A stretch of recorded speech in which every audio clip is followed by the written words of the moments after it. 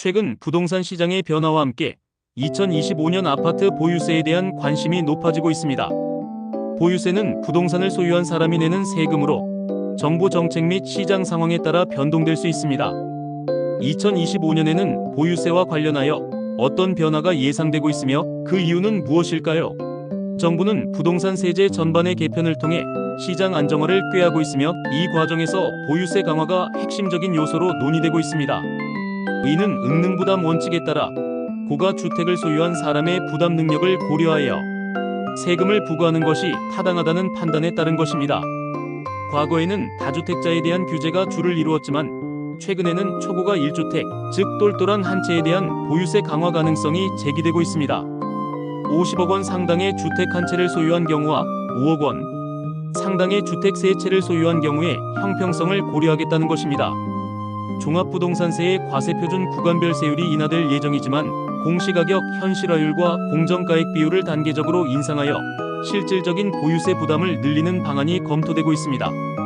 다만 1세대 1주택자에 대한 혜택은 확대될 수 있으며 고령자나 장기 보유자에 대한 공제율도 높아질 수 있습니다. 예를 들어 만 65세 이상은 최대 40%, 70세 이상은 60%의 고령자 공제를 받을 수 있으며 15년 이상 보유 시 최대 50%의 장기 보유 공제가 적용될 수 있습니다. 보유세 강화와 함께 거래세 완화에 대한 논의도 진행 중입니다. 이는 부동산 시장의 거래 활성화를 유도하기 위한 것으로 보유세 부담을 늘리는 대신 거래세 부담을 줄여 시장의 유동성을 확보하려는 전략입니다. 검색 결과에서 2025년 보유세 보류에 대한 직접적인 이유는 명확하게 드러나지 않았습니다. 하지만 다음과 같은 간접적인 이유들을 추론할 수 있습니다. 지방선거 등 정치적인 상황을 고려하여 보유세 인상에 신중한 입장을 취할 수 있습니다. 급격한 세금 인상은 유권자들의 반발을 불러일으킬 수 있기 때문입니다. 정부 고위직의 갭투자 의혹 등으로 인해 정책에 대한 신뢰도가 하락하면서 보유세 인상에 대한 공감대 형성이 어려울 수 있습니다. 부동산 시장 상황이 급변하면서 보유세 인상 시기가 적절한지에 대한 재검토가 필요할 수 있습니다.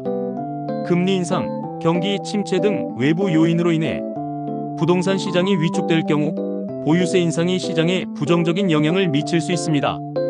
4050세대는 은퇴 준비, 자녀 교육, 결혼 등 다양한 재정적 부담을 안고 있습니다. 이들에게 부동산은 단순한 자산이 아닌 미래의 생존 전략이 될 수 있습니다. 따라서 보유세 변화에 민감하게 반응하며 절세 방안 및 자산 관리 전략에 대한 고민이 깊어지고 있습니다. 2025년 보유세 정책은 공시가격 현실화율, 공시가격 개편 방향, 정부 업무 계획 등 다양한 요인에 따라 결정될 것으로 예상됩니다.